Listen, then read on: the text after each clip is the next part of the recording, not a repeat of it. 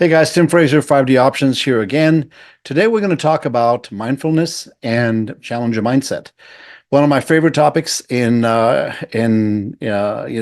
in challenging myself as well as my peers. I've used some of the things I'm going to share with you today as an exercise within my companies that I've worked with in the past, both as well as a leader, in hiring people and picking the right people with the right mindset so they can have the right DNA that aligns to your value systems, both as you as a person, as a leader in the company, as well as your peer group that fosters the culture of the company.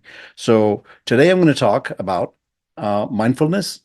So mindfulness exercises are really all about putting your mental state in a place where you can be open to receive and open to understand very different perspectives on a problem, and also having the clarity of vision to be able to truly lead a charge with a goal and purpose in mind, with some core values that you bring with you. So I'm going to talk about why is it important for mindset shift to be implemented in your career, and if you're working in a place that's toxic, quite frankly, it's you who need to make the change, not the others, because it is your shift that's going to cause a shift in other people, and it's going to cause a shift in the people around you.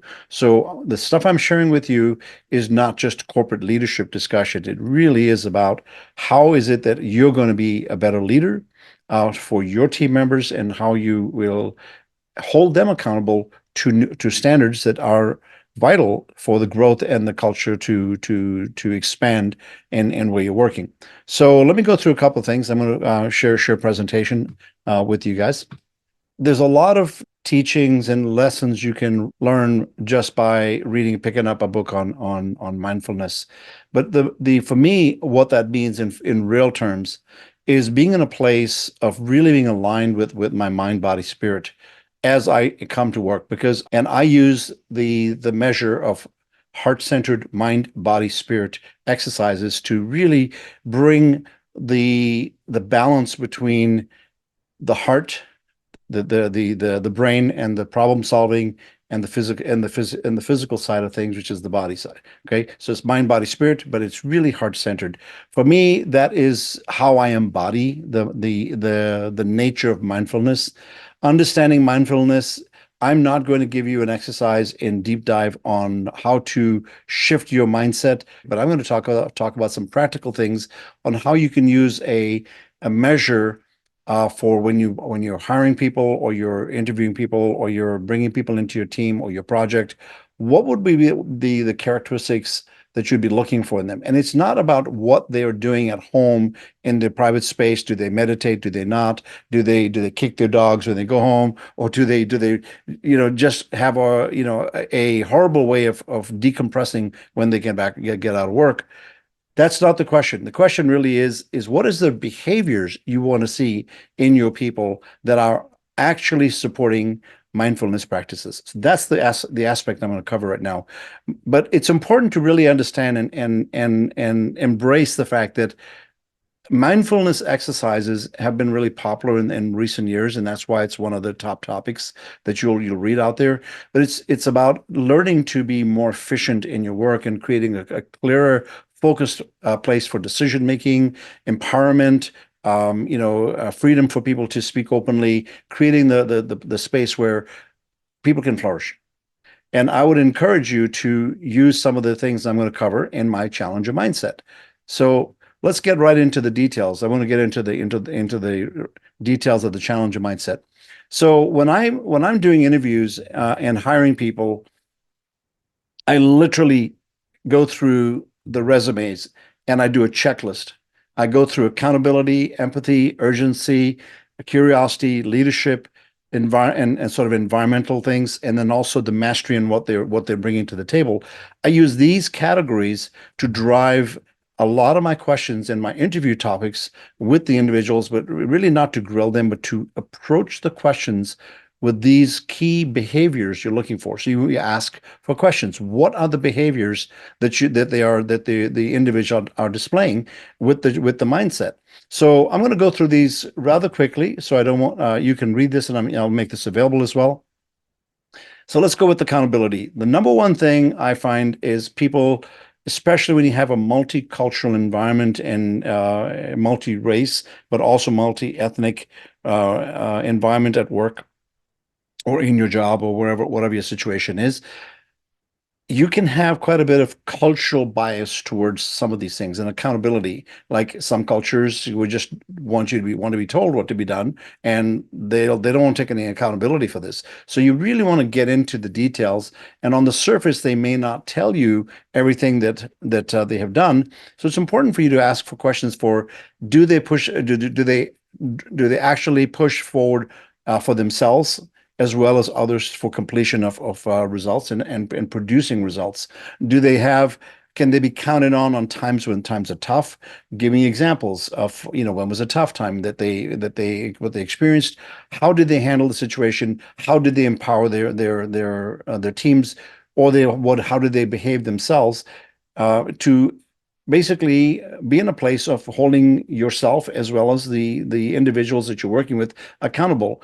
Sometimes you have to carry people if they're juniors, and it's totally okay to bring people along and have them learn from doing things that are learning from others. That's how I have learned. I've learned by really smart people working with me, and I've learned by people who are not so smart working with me, and I've had to step in and do a lot of stuff to really get the results done. Okay, and be result oriented and taking accountability for the work that was done. Um, Really making unpopular decisions that just not following the party line. Have the courage to stand up and do the things that you need to do to really challenge yourself and your team members. And I don't mean challenge as a negative word. Challenge comes across like a negative word. I'm talking about raising the bar where you can actually show somebody by doing something where you took a different approach. Took maybe it was a longer way to get something done, but it was a more sustainable approach than just knocking something out at 2 o'clock in the morning and you're done, and then now something breaks 3 weeks later. Okay, so those are the kind of things, the decisions you want to have. You want to make you want to basically make decisions that may not be popular at the time, but you'll see the results long term. Do you take personal responsibility for what is happening, and what accountability that is being expected of you? Are you do you take ownership? And so a lot of what I'm saying here bleeds between how you behave and how you interact with your team members. And your team members could be your subordinates, they could be your peer group, they could be your bosses. It's equal in my mind. It's really your core behavior is what we're talking about. Okay. Do you do this work through empathy? Do you actually come in and go, oh, you know what? Somebody's doing something in a certain way that may give you an indication that they're not confident and they're not sure about what's going on and they need some help. Put yourself in their shoes, understand where they're coming from. Where were you in that point in your career when you were learning and you were growing, and how did that affect how did somebody handle a tough situation with you, and how did you learn from them as a result of that? Look at those options as those options for, I say options, those opportunities to really be empathetic in how you approach what has to be done. Okay. Understanding the intentions of others, understanding why people are doing some things. And sometimes it's good behavior, sometimes it's not so good behavior. You need to read between the lines a little bit. You'll have to start learning to listen and give them a chance to express themselves. As I said on one of my previous videos, there was a situation where a person came into my office, and I had to get through the process of allowing her to vet using tears. And then we got to the real issues, and then we have a real discussion that we can actually do something about. Okay. What are the commitments and expectations of your customer? What is your end goal? Who's the end consumer of what you're doing? Are you doing something in their best interest? Are you really taking their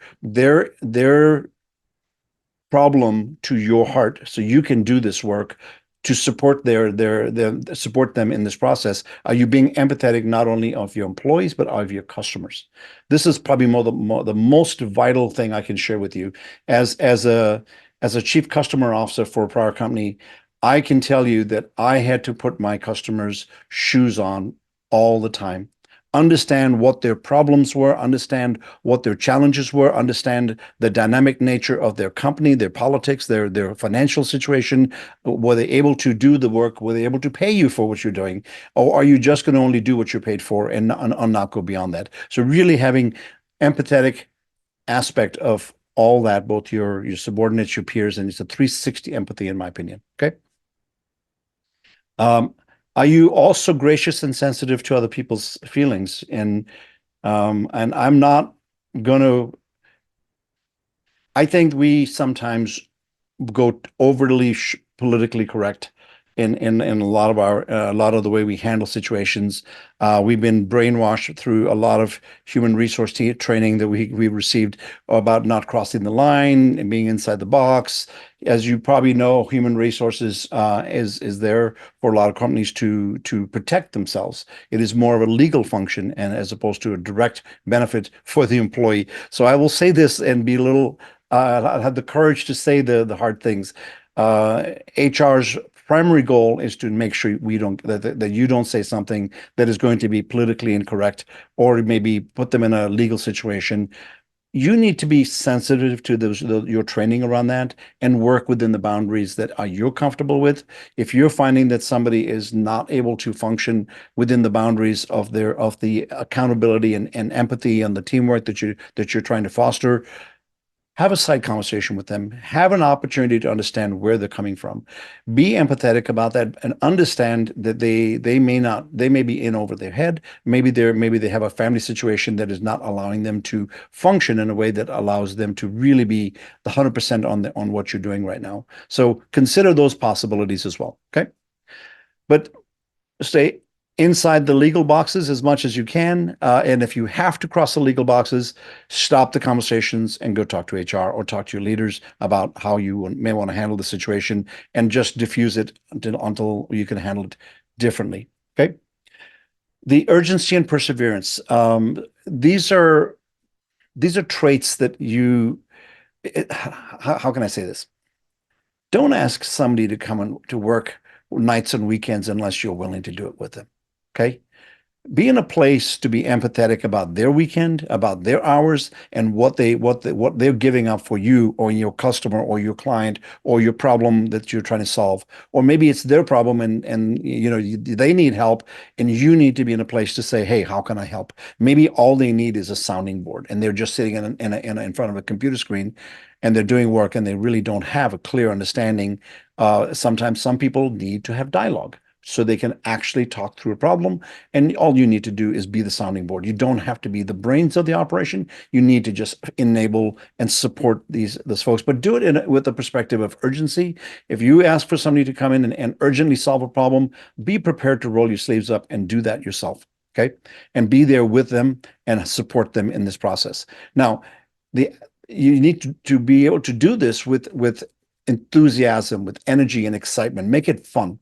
Don't say, oh, you're going to give up a weekend. Whoa, how's this going to go? No, you really need to say, hey, let's have some coffee. Let's get together. Let's have some working sessions. If you have a long working session, you may want to do breaks.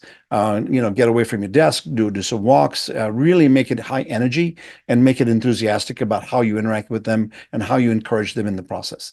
I think it'll yield high dividends downstream. Okay. Identify the critical activities that you have to get done. Don't just get a list of everything that has to be done. Focus on what are the most important things that are going to eliminate the roadblocks and the goals, because that's what results are all about. You want to focus on, you're not going to get to the 20% of the, 80% you may knock out, or 20% you may not. You may not knock it out that day or that weekend, but you'll have an opportunity to knock those things out in the future. So don't try to do perfection is what it means. Get something done. Move the energy, move the power, move the problem down so you can take the next big rock and take the next big rock after that. Okay. Focus. on one thing. I have the hardest thing with that. I have the hardest thing with this one because I focus on a lot of things, and we think we can multitask. I'm learning as I've gotten older. Even though I can do a lot of things concurrently, I'm not actually multitasking. And you learn some more about that yourself when you get a chance to focus. Some people just need to focus on one thing, and if you are focusing on one thing, then just focus on that thing and do the next thing next. But stay focused for results. Reach it good enough, and when it's good enough, then you can move to the next thing. Okay. Focus on, being on, I have a hard time with this word, curiosity. Be terminally curious. That's my motto in my life. I think I said this on a prior video. Being just curious about things will put you in a position to not take things for granted. Being in a place where you can actually peel that onion back and go, why does this work this way? Why does this work this way? How are we going to go about solving the problem? But you might peel another layer of the onion back and find out, oh, well, I didn't see that. Here comes the answer. So as you peel the onion back, and as you know the metaphor of the onion, you might have to cry a little to get through the layers. But be curious and really show creativity when you're going through this process, because being curious is not enough. You need to think out of the box. You need to be in a place to really think. I'm going to include in this video segment a presentation I did 6, 7 years ago on my channel that is still relevant, and I'm going to put it on the back end of this video. So watch for that. Looking for creative and how do you learn? It'll tell you how I have survived learning how to learn over the last 4 decades of working in technology. Be honest, be transparent, debate solutions, open the conversations. Don't just take adversarial positions. If somebody is blocking you and they're saying something and they're being passive aggressive, give them an opportunity to express themselves. Ask them 3 questions. Is this the only thing you want? Is this the last thing you need to tell me? Or is there more? And then allow the awkward silence to take over. And then ask them again. Is there anything else you might want to say? Anything else that's on your mind? Use a technique like that to be able to drive out what the people that you're working with need to bring out. Use tools like that. Use the awkward silence to your benefit. Don't just fill the air with noise. You need to give them space to think. You need to give them space to speak, and also really speak what's on their mind. And they will not tell you that on the first 2 or possibly until the third thing they bring up. And now listen carefully for that third one, because the third one is most likely the one that you don't see and they're trying to tell you and you're not getting it. So listen for that. Assume the best of intentions for everybody. I'll say this.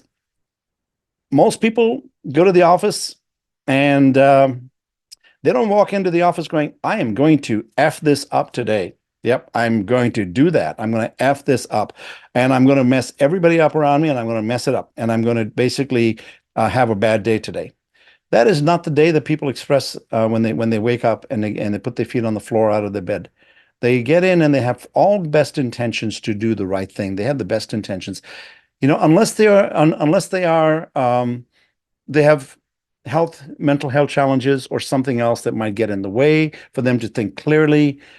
Give them the best of intentions and allow them to come from a position of having the best intentions for you and your project, and allow them to express themselves. Like I said earlier, give them,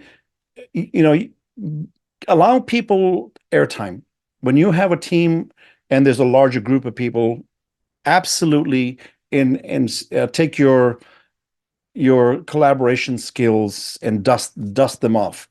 You need to allow people to have, everybody gets enough airtime to speak and say what's on their mind. And if you have to, do things that like use collaboration tools where everybody can type something in, because verbally you take a lot of time. But when you type it in and you can organize it and you can put it together, it's a much faster way to let people express themselves without having airtime, because there's always the one guy or gal who's eating up your airtime. Okay. Lead by example. You want people to do this? Do it yourself. I challenge you. Do it yourself. These are challenger mindsets, not for your employees. These are challenger mindset things that you need to do. Because if you're not doing these, you're not going to get hired to the next company you want to go to. And if you can't, and if you show all these things that are on your in your DNA and how you express yourself, and it comes out naturally in your language, it's not like there's a checkbox. I must say things about accountability, I must say things about empathy, I must say things about urgency and perseverance, blah, blah, blah, blah, blah. And it's not a checklist, guys. This is about embodying this.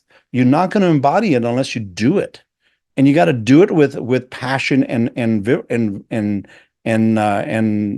vigor. So use these things here for yourself. Create an environment which is open and collaborative. I think I covered that sort of in a bled over from a prior topic. Make sure that you have quality dialogues. If somebody's slipping off the point and having sidebar or having discussions that are not directly relevant to the problem at hand, bring them back together and see how you can create a space for the right conversation to occur. So it's really being a leader and being thoughtful and being intentional and being collaborative about a space that you create that creates and fosters the best outcomes of whatever you're working on. And that will mean putting people in a comfortable place where their superpowers, their mindset shift, and their super conscious kicks in, and they're flowing in what they have to say and what's going to come out next. Okay. Always create a sense of purpose around the people that you're rallying around. Make sure they know why they're there. Make sure how you express how you appreciate what they're doing for you and the company and your customers. And when all else fails and you can't reconcile, focus on one thing that you can agree on and make it sure it is your customer's view. Because if you bring your customer's view to the table, you will be successful, because this is what it takes to be successful in business, because you're competing with other people who have similar skills. And what's the difference between you and your company and your team and the next company that's selling the same services? Okay. There's a lot of competition in tech. And why would they hire you and why would they want to work with you? It's because of these things that they want to work with. They will want you to be there because of your energy and your vibrations that you'll bring to the table, and your intellect and your super conscious powers that you'll bring to the table. Okay. All of these have their own weight and merit. But if you don't express mastery in what you do and what you're skilled to do, none of this will really will vibrate. Be in a place to encourage being a master of what you do. Learn, learn, learn. I have survived, literally from being a mainframe system programmer all the way to working in platform services and in cloud, all the way from writing, basic assembler code all to C, C sharp, C++, all the way into web development, web design, network design, and working in the upper end of the platform stack, which is the software as a service, which is the popular things where the business value is held. That is where the value is for your customer. Focus on the business value. Yes, you're going to need an engineering mindset. You absolutely need to have the solid mastery of your engineering skills, but don't forget that you're doing this for your customer. That's the most important thing here. Okay. Learn fast, fail fast, fail forward. You need to maintain that edict. That put a time. Literally, if you're solving a problem, put a time box on it. Solve the problem, move on. Solve the problem, move on. Focus on the next one. Focus on and focus on the big rocks, medium rocks, little rocks, sand, water, flow in that order. Okay. Um, Challenge each other. Create a space of competitiveness. Have you worked in a place where somebody knows more than you do, and you go, oh, instead of going, oh, I don't know if I want them to know that I'm not as smart as them, why don't you flip that and go, I am going to be smarter than them, and they're going to help me get there, and use that opportunity to learn from them.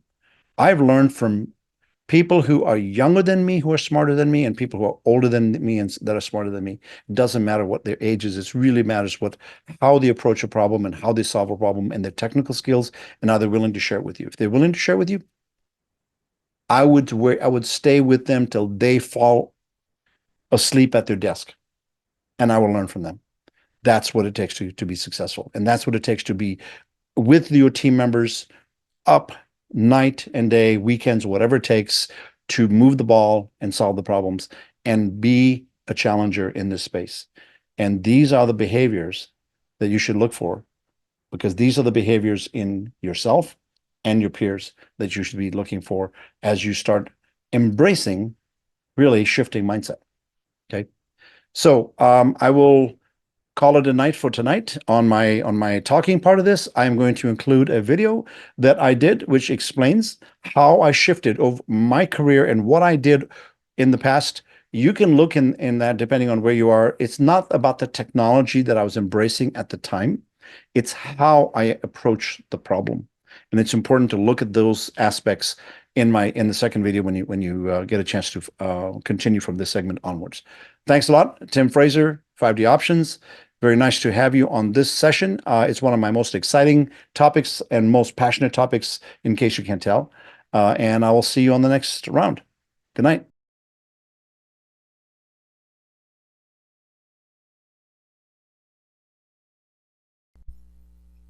Hey guys, this is Tim Fraser in Sedona with 5doptions.com. Listen, I get this question all the time. Tim, how did you learn what you do? And you jumped on cloud very early. I was an early adopter and all that. How the hell did you figure all this stuff out? And why are you any different than the rest of us? Quite frankly, I won't claim to be a genius in anything. I'd like to think that a lot of people think the same way as I do, but there's some foundational things that I kind of look back on my career and I go, what are the things that really were my tipping point when it came to enabling my career to be really cloud friendly, cloud ready, and I think about there's some things in my core personality that I just take for granted, and those of you who have worked with me or been around me, you'll know this. I'm terminally curious. I can't say those words.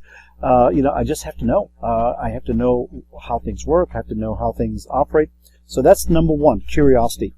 My curiosity has led me to open books. It's opened me to check out websites. It's opened me to play with toys. Look at the shiny objects and look for how things work and understand under the covers. I started out as a software developer in the application space. I moved into software development in operating systems many years ago. I was an IBM programmer. I worked on operating systems at the very low, crunchy level. And honestly, I learned a few things down at that level that it's really helped my career out in the long run. And I want to impart some of those thoughts to you, because you can learn them. You don't have to be a geeky system programmer and on mainframes and PCs and Unix and all that stuff in your career. You can jumpstart that by doing a couple things. Well, let me go back to the basics. What I learned in computing is how computers work. Okay, I learned the architecture of the hardware. I learned the architecture of the networking. I learned the architecture of the storage underneath it. I learned the architecture of the application, and that has all changed, by the way. And this is like years and years and years of evolution. Guess what I had to do? Relearn. Yes, I had to relearn every one of those aspects every 3 years, 4 years, every year in my career. Now, so you need to learn how to learn. And so learning by reading a book is great. I think some people just need that structure. They need the ability to get on and read things and follow, to take some classes. And I'm all for some structured learning. Don't get me wrong. But there's nothing that's going to substitute you getting burnt by doing something you didn't, learn in a book, and doing it and finding out about hardware that it's, you can, it's your sandbox. It's your play toys. Put your jigsaw puzzle together. If you're building an infrastructure and it's a server farm or it's a network farm or it's a storage array, you got to build a stack, and you got to understand what the stack does and understand the limitations of the stack. So what worked for me at the very beginning was that terminal curiosity, number one. Number two was I really learned how computers tick. Computer ticking has not shifted in 30 years. It's still the basic same hardware architecture. The only question is, where in the stack are you operating? And, are you talking to one vendor, or are you talking to 12 vendors now, because the stack has got very complicated? And I mean the stack all the way from the hardware all the way up into the application stack. middleware inclusive, and to messaging and communication and all that. So understanding the stack. So how can you learn the stack? There's many ways you can do that. Some of that is plain. Probably the most recent thing that might be interesting to play with, pick up a Raspberry Pi. Pick up a hardware. It's a little bitty computer on a chip, and it's got lots of interesting interfaces. It's a Linux kernel. You can open it up and install stuff. If you're learning open systems, great way to learn Linux. If you're learning operating environments, you learn how to use the operating system to interface to hardware devices and the interface to the software layer. That Raspberry Pi is a generic purpose computer. You can put in your pocket, put in your home. You don't have to buy a mainframe. You don't have to buy a PC. You don't have to go into server farm. Just play at that level. Get familiar with that. That might give you some interesting insights.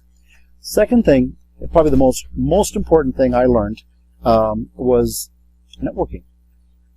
When I understood networking and I understood how to engineer a network from all the way to know the difference between a hub and a router and a network topology and how the network stack works, understanding network and understanding how the network plays is really been a key success for me in my career, because I could start troubleshooting things. I could start seeing where the traffic went across the computers, not just on the computer but across computers. Because guess what? A cloud, or let's just say 10 years ago, networking was the glue that brought everything together. Remember the days when digital used to talk about the network is the computer? Well, it's gone way past that. So network is not just computer. The cloud is the network, and the network is a cluster of compute nodes, all talking to each other across all amazing locations around the world. So understand the speed of light's not changing anytime soon. So at least no one's figured out how to challenge that quite yet. But the ability to understand networking and understand how communication occurs between computers was a really, really foundational piece for me. I'd encourage picking up some books on networking. I'm not going to teach you the how-tos. There's plenty of classes you can take. You can go take a class online. There's tons of resources. If you want, I can later post on this replay and give you some resources. Quite frankly, if you're learning about open source, Amazon, and you're not an open source person, you've got a little ways to go. You've got a little ways to learn the basics. Give yourself some time, learn how to work through the layers of the architecture. Learning networking was really, really important. The third tip I'm going to give you is question everything. Don't ask how questions, ask why questions. Cloud is all about why. It's not about, can you move, bits and bytes across the network? Can you do it cheaper? Can you do it in an elastic manner? Can you do it at a scale level? Can you do it in a global manner? Can you do it all that? So all that is just noise. You need to go back to the question, why? Why is that important?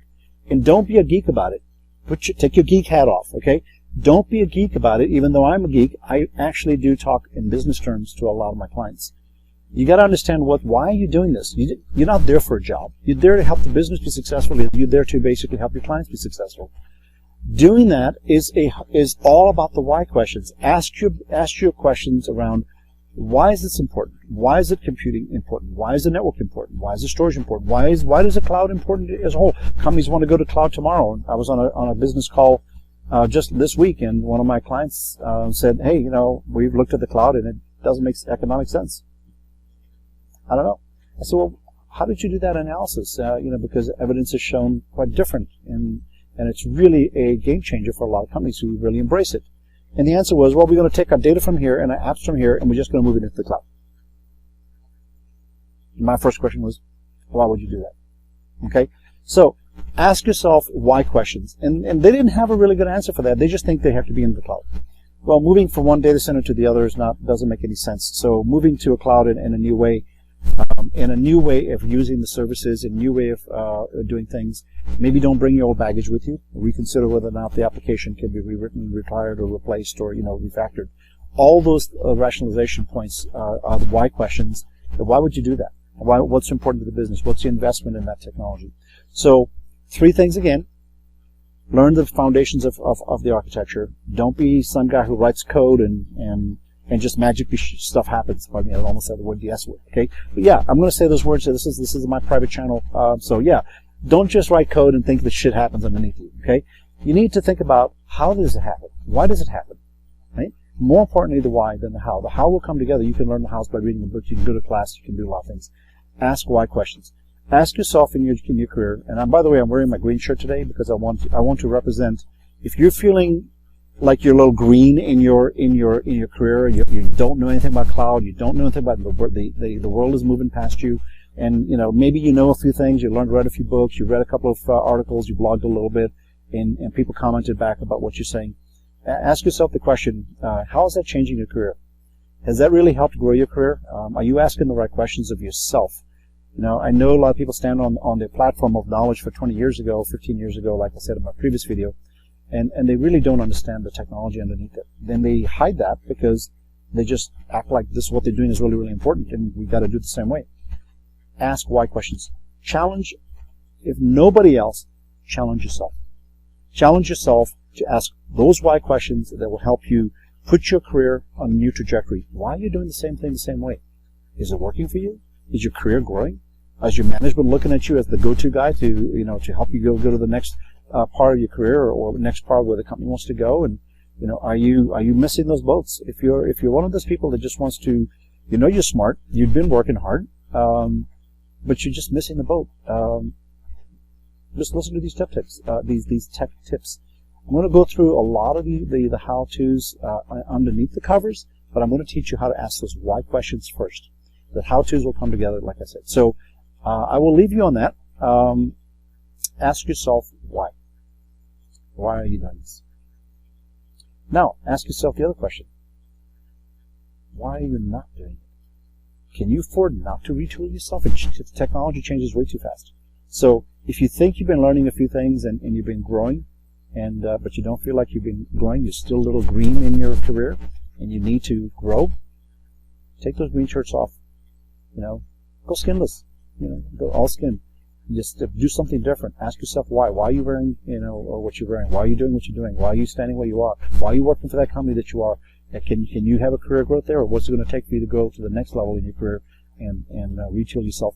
And we'll tell you this: you can take a lot of classes, ton of classes on technology, but until you figure out the why questions about why things work a certain way, why the business is driving the way it is, those how-to questions won't matter. So I'll leave you on that tip.